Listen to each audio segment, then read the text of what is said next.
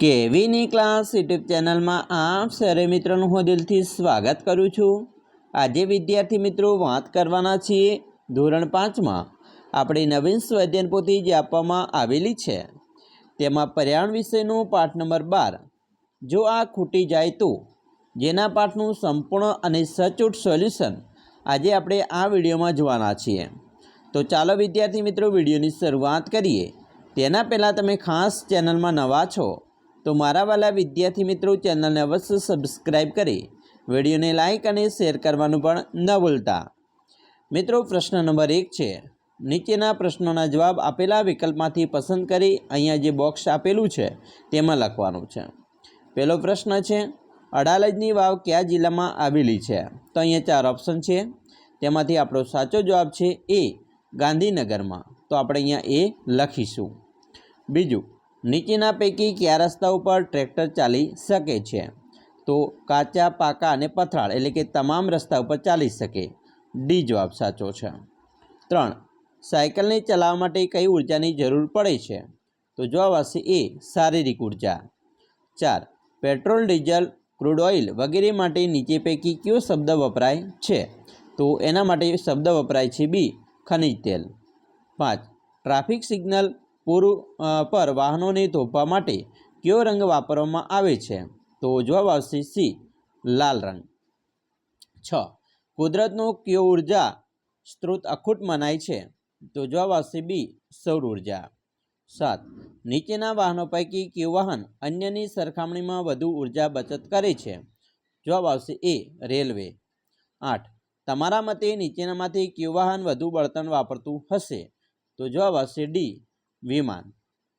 9, ઘરમાં રાતે અજવાળું મેળવવા માટે જૂના સમયમાં લોકો કયું સાધન વાપરતા હતા? જવાબ આવશે બી ફાનસ। 10, રસોઈ કરવા માટેનું બળતણ કયું છે? જવાબ આવશે સી એલપીજી। 11, નીચેનામાંથી કયા સાધનમાં વીજળીનો ઉપયોગ નહીં થાય? જવાબ આવશે એ સૂર્ય કુકર। 12, ભૂતકાળમાં રસોઈ બનાવવા માટે લોકો મોટા ભાગે કયા બળતણનો ઉપયોગ કરતા હતા?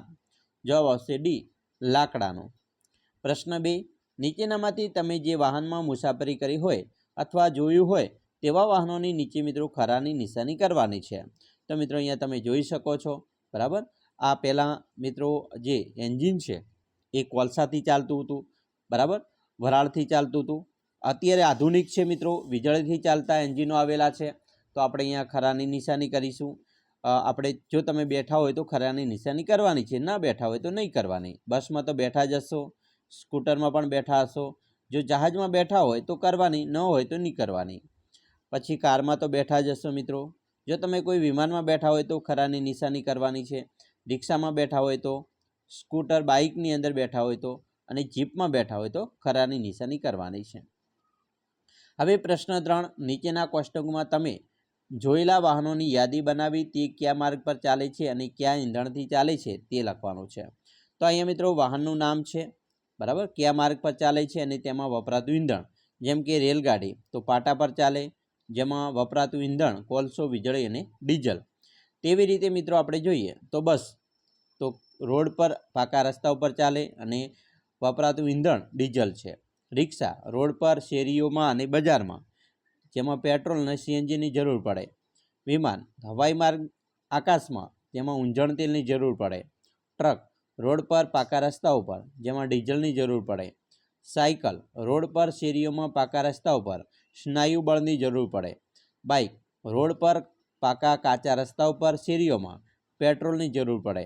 આગબોટ જળમાર્ગમાં કોલસો અને ડીઝલની જરૂર પડે। કાર રોડ પર, શેરીઓમાં અને પાકા રસ્તા ઉપર પેટ્રોલ, ડીઝલ અને સીએનજીની જરૂર પડે। વાહન જળમાર્ગ ડીઝલ અને કોલસાની જરૂર પડે। હવે આપણે પ્રશ્ન 4 ઉપર જઈશું। નીચેના ચિત્રનું ધ્યાનથી અવલોકન કરી તેમાં દર્શાવેલી ઘટનાના કારણો કયા હોઈ શકે તે જણાવો। તો મિત્રો અહીંયા ચિત્ર તમે જોઈ શકો છો, એક એક્સિડન્ટ થયેલો છે અને એનું કારણ શું હોઈ શકે, ચાલો આપણે જોઈએ। મિત્રો ડ્રાઈવરની બેકાળજીને લીધે આવો અકસ્માત બન્યો હશે। હાઈવે પર વધુ ગતિમાં ગાડી ચલાવવાના કારણે ડ્રાઈવર ગાડી પરનો કાબુ ગુમાવ્યો હશે અને ગાડી ડ્રાઈવર ડિવાઈડ સાથે અથડાઈ જશે। ગાડી અથડાવાથી પલટી જાય છે અને તેના લીધે રસ્તા પર ટ્રાફિકના દ્રશ્યો જોવા મળે છે। ગાડીમાં કોઈ ખામીના લીધે આવું બન્યું હશે, વચ્ચે રસ્તા પર કોઈ માણસ આવી ગયું હોય તો એના ભૂલના કારણે પણ આવું બની શકે, બરાબર, આવું આપણે લખી શકીએ. પ્રશ્ન મિત્રો 5 છે, નીચેના નકશામાં ગુજરાતના તેલ ક્ષેત્રો ધરાવતા જિલ્લાઓની માહિતી મેળવી તેમાં મનપસંદ રંગ પૂરો, તે જિલ્લામાં નામ નીચે આપો. અહીંયા મિત્રો આપણે મનપસંદ રંગ પૂર્યા છે, આના સિવાય આપણે લાલ પૂર્યો છે, એવું તમે બીજા પણ રંગ પૂરી શકો છો, એવું જરૂરી નથી આ જ પૂરવા.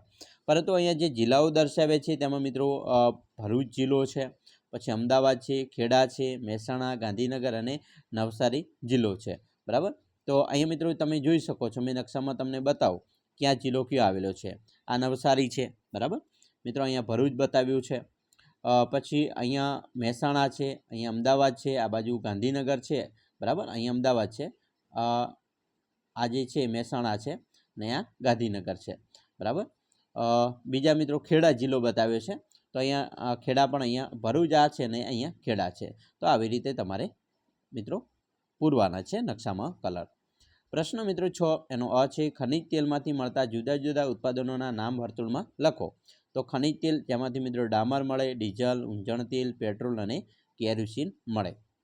પછી પ્રશ્ન 6 નો બી છે, સૂર્ય ઉર્જાથી ચાલતા જુદા જુદા સાધનોના નામ લખો. તો મિત્રો સૂર્ય ઉર્જાથી સૂર્ય કુકર ચાલે, water heater, solar cell, solar dryer અને સોલાર ભઠ્ઠી જેવા સાધનો ચાલે. પ્રશ્ન 7 આસપાસની માહિતી મેળવી નીચેના કોષ્ટકમાં માગેલી માહિતી પૂર્ણ કરો. મિત્રો અહીંયા પહેલું છે જેમાં વાહનનું નામ, તો સ્કૂટર, વાહનમાં વપરાતા ઈંધણનું નામ ડીઝલ, ઈંધણની ટાંકીનું મહત્તમ માપ તો 5 લીટર, વાહન 1 લીટર ઈંધણમાં કેટલા કિલોમીટર ચાલે તો 40 કિલોમીટર. તેવી રીતે બીજું છે વાહનનું નામ બસ, વાહનમાં વપરાતા ઈંધણનું નામ ડીઝલ, ઈંધણ ટાંકીનું મહત્તમ માપ 200 લીટર, વાહન 1 લીટર ઈંધણમાં કેટલા કિલોમીટર ચાલે તો 8 કિલોમીટર. તેવી રીતે બાઇક, તેમાં પેટ્રોલ જરૂર પડે, 15 ઈંધણ ટાંકીનું મહત્તમ માપ 15 લીટર હોય અને 1 કિલોમીટર તો 50 થી 60 કિલોમીટર અથવા સારી એવરેજ હોય તો 60 થી 70 કિલોમીટર ચાલે. ચોથું કાર, જેમાં પેટ્રોલ અને ડીઝલ જરૂર પડે, ટાંકીનું માપ 60 લીટર જૂતીનું હોય અને મહત્તમ કિલોમીટર હોય, બરાબર, તો 25 કિલોમીટર પ્રતિ લીટર ચાલે. પછી જીપ, તેમાં ડીઝલની જરૂર પડે, ટાંકીનું માપ 100 લીટર સુધીનું હોય અને મહત્તમ કિલોમીટર દીઠ બરાબર 1 લીટર કિલોમીટર 17 કિલોમીટર જેવું ચાલે. હવે પ્રશ્ન 8 છે, વડીલો પાસેથી માહિતી મેળવી નીચેના કોષ્ટકમાં ચાલુ માસની માહિતી ભરો. હવે મિત્રો આપણે માસનું નામ તો કે ભાઈ સપ્ટેમ્બર આપણે ગયો માસ છે એનો લીધો છે, જે 2024 થાય. હવે અહીંયા મિત્રો તમારે મારા ઘરમાં વપરાય છે તો કે ભાઈ એલપીજી વપરાય, સીએનજી, પેટ્રોલ. જો ડીઝલ વપરાય તો લખી શકો છો, કેરોસીન વપરાય તો લખી શકો છો, ના વપરાય તો નહીં લખવાનું. અને વીજળી વપરાય છે. પછી 1 મહિનાની વપરાશ તો કે ભાઈ 10 કિલો, 20 કિલો, બરાબર, પેટ્રોલ 5 લીટરની જરૂર પડે અને વીજળી તો 150 યુનિટ તમારી જે વપરાતી હોય લખી શકો છો.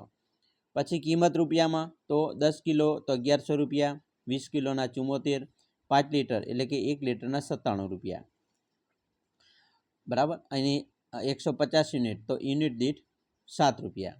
1 મહિનાનો ખર્ચ તો કે ભાઈ 1100 રૂપિયા 10 કિલો વપરાય છે એટલે અહીંયા 1 લીટરનો 74 રૂપિયા છે તો 20 કિલોના 1550, 5 લીટરના 1 લીટરના 97 તો 5 લીટરના 490 ને 150 એટલે કે 1 યુનિટના 7 રૂપિયા તો 150ના 1420, બરાબર. માસિક ખર્ચ ઘટાડવાનો ઉપાય તો ચૂલાનો ઉપયોગ કરવો જોઈએ, બરાબર. પછી પેટ્રોલ છે, ડીઝલ છે, બરાબર, અહીંયા મિત્રો એલપીજી છે ઓછું વાપરવું અને અહીંયા સૌર ઉર્જા વાપરવું જોઈએ, બરાબર, વીજળી માટે. પ્રશ્ન 9 ઘરના વડીલો પાસેથી જાણો કે તેઓ અથવા તેમના વડીલો નીચે પ્રવૃત્તિ માટે શું શું કરતા હતા.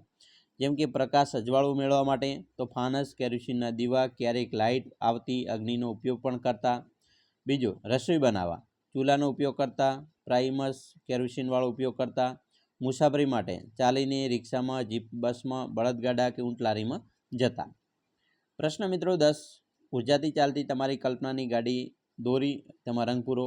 તો મિત્રો આવી રીતે સોલાર પેનલ લગાડેલી હોય અને આવી તમે કલ્પનાની ગાડી તમારી જાતે, બરાબર, દોરી શકો છો, એવું જરૂરી નથી આવી જ દોરવી, તમારી રીતે તમે દોરી શકો છો. તો વિદ્યાર્થી મિત્રો આપણે આ વાત કરી તમારા પાઠ નંબર 12 પર્યાવરણ વિષયના સંપૂર્ણ સોલ્યુશનની. મિત્રો ખાસ કરીને ધોરણ 5ના તમામ ભાગ નંબર 1 અને 2ના જો તમારે સ્વાધ્યાયન પોથીનું સોલ્યુશન બાકી છે તો આપણી ચેનલના પ્લેલિસ્ટમાં જઈ અને જોઈ શકો છો. તમામ સોલ્યુશન મિત્રો મૂકી દીધેલા છે. ખાસ તમારી મિત્રો જો આપણે આવનારી પ્રથમ સત્રની પરીક્ષા છે એના મોડેલ પેપરની જરૂર હોય તો પણ મિત્રો મૂકી રહ્યા છે, અને તમારી એકમ કસોટી હોય એ તમામ પ્રકારનું ધોરણ 5નું મટીરિયલનું સોલ્યુશન આપણે મિત્રો આપણી ચેનલમાં ઝડપથી મૂકી રહ્યા છે. તો ચેનલની અવશ્ય મુલાકાત લઈ ચેનલને અવશ્ય સબસ્ક્રાઈબ કરી વિડીયોને લાઇક અને શેર કરવાનું ન ભૂલતા.